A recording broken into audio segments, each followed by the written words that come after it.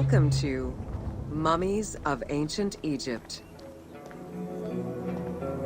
The mummification process used by ancient Egyptians was highly ceremonial in nature. The different types of mummification took into account the social level and richness of the deceased and even included animals. The most expensive was that reserved for the pharaoh and the royal family, as well as some of the wealthiest members of the court.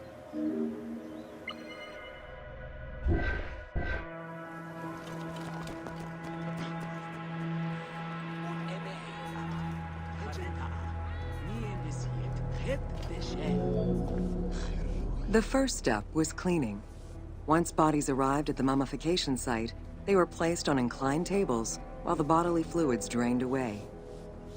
They were then cleansed by priests until they were deemed ready for the purification process.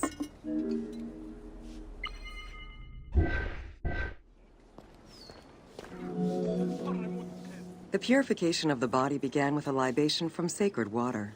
The priest then fumigated the body with terebinth resin.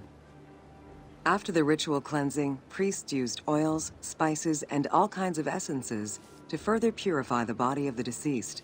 Finally, all body hair was meticulously removed.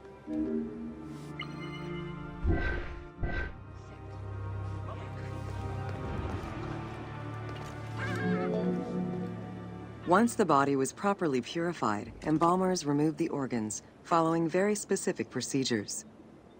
First, the brain was extracted by inserting a spoon through the nostril to break the ethmoid bone.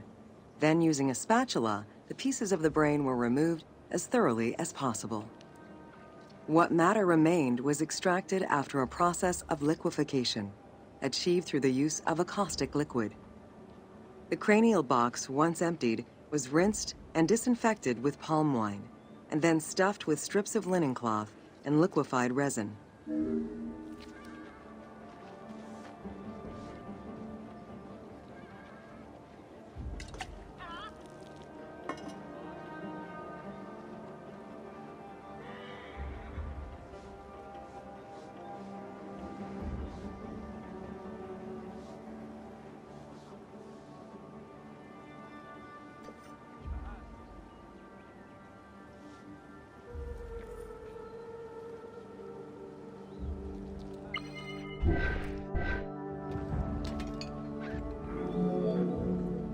After taking care of the brain, embalmers made an incision on the left flank and carefully set aside the viscera.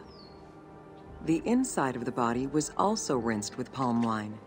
Then the embalmers filled the belly with pure myrrh, cinnamon, and other perfumes and sewed it shut. The removed viscera were washed in palm wine and packed in crushed herbs before being placed in canopic jars.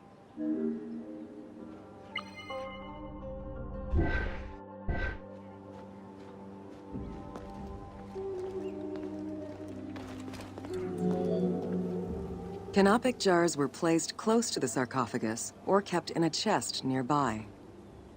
At first, the viscera were wrapped in tissue and placed in the vases. As the ritual requirements became more elaborate, ointments, spices, and even water and natron were added to the process.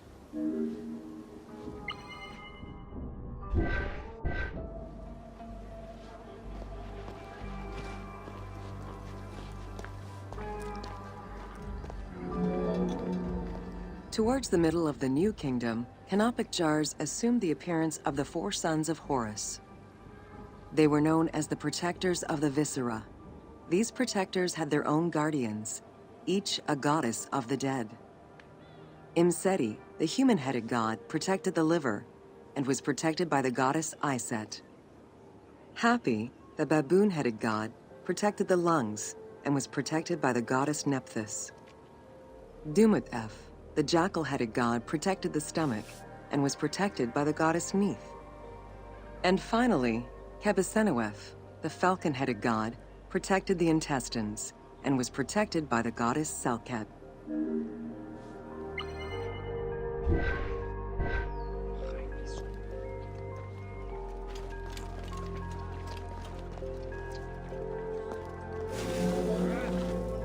Natron is a naturally occurring mineral found in evaporite.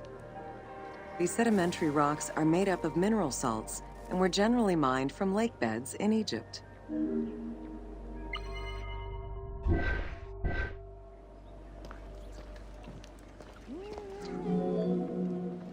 Embalmers used natron as a desiccant to dry the flesh and stop the corpse's putrefaction process.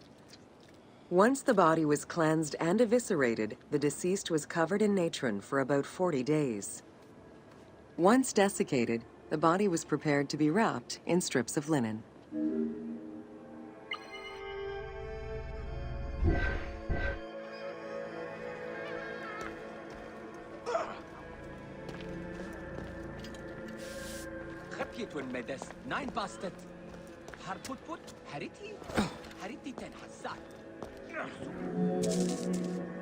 Once the body was fully desiccated by the natron treatment, embalmers oiled, painted, and sometimes even added hair extensions or a wig. They often used a henna-based antiseptic preparation to give the body a more colorful and lively appearance while preparing it to resist molds and fungi.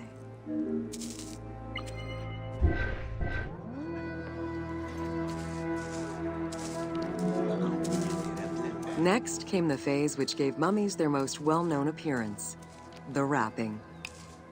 Originally, each part of the body was wrapped separately. Men had their arms crossed on their chests, while women had the right arm folded over their breasts and the left arm stretched along the body. However, techniques evolved over time.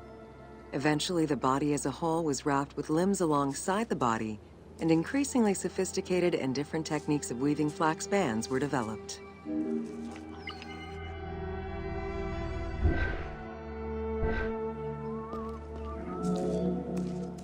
In addition to the jewelry and amulets arranged on the skin of the deceased, amulets were also carefully inserted into the weaving of the linen strips. Each amulet was linked to a myth, or to an ideological belief related to rebirth.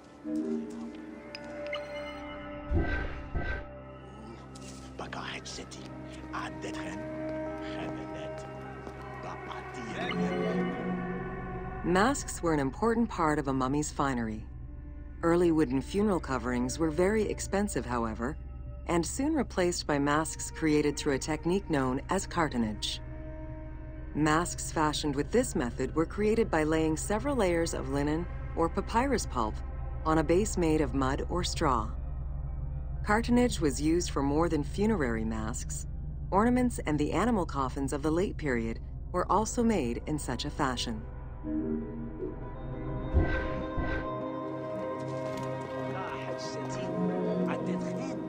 Cartonnage evolved to cover the entire body of the mummy during the 22nd dynasty. The mummies were placed on a board inside a rigid envelope of cartonnage, which was laced at the back with a string. Extremely cost-effective and visually pleasing, this technique was very popular through all layers of the society.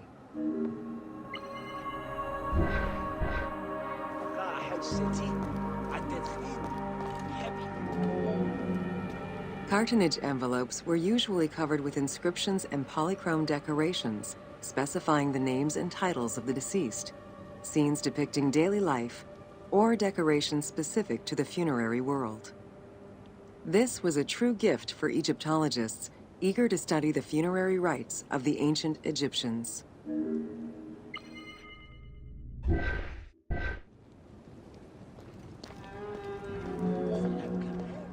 Once the mummy was properly wrapped and adorned, the embalmers proceeded with the ceremony of the opening of the mouth. A vital step of the funerary process, this ceremony was meant to bring back to life the deceased themselves or an object representing the deceased.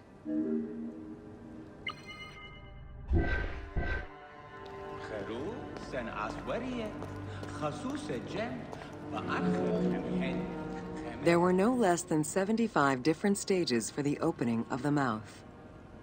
It required the application of the same oils, ointments, spices, and perfumes used during the mummification process. Makeup was sometimes part of the process as well.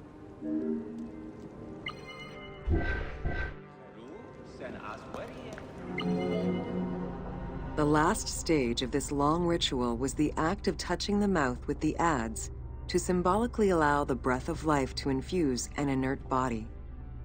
Its performance was reserved for a very specific set of people: priests who wore the mask of the god Anubis, a close relative of the family, or by the heir to the throne.